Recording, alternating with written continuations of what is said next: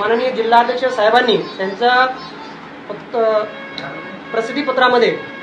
त्यांनी म्हटलं आहे की भारतीय जनता पार्टी आदिवासी आघाडीचे मराठवाडा अध्यक्ष सुदर्शनजी शिंदे यांची आम्ही हकालपट्टी करत आहोत। तर मला या गोष्टीचं आश्चर्य वाटतं की माननीय आमदार साहेबांना व जिल्हाध्यक्षांच्या लक्षात हे असायला पाहिजे की भारतीय जनता पार्टी ही मराठवाडा अध्यक्षाची निवड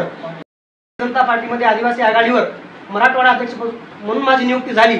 तेव्हापासून हिंगोली जिल्ह्यामध्ये जेवढे काही कार्यक्रम झालेत, वसमत तालुक्यामध्ये झालेत, केव्हाही त्यांनी मला मान सन्मान किंवा चांगल्या पद्धतीची वागणूक दिलेली नाही। मुख्यमंत्र्यांची सभा असेल, पालकमंत्र्यांची सभा असेल, कॅबिनेट मंत्र्यांची सभा असतील,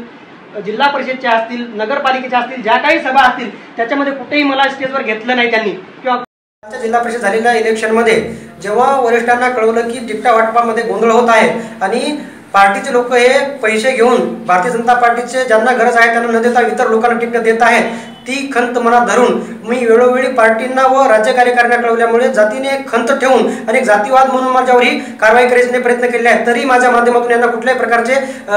पद काढण्याचे अधिकार नाहीत। माननीय जिल्हाध्यक्ष यांनी कालच्या जिल्हा परिषद निवडणुकीमध्ये काही लोकांकडून व त्यांच्या सहकार्यांनी तिकीट वाटप करण्यासाठी 50,000, 1 लाख किंवा 10,000 रुपयाची अशी मागणी करून ज्या लोकांनी पैसे दिले अशाच लोकांना तिकीट वाटप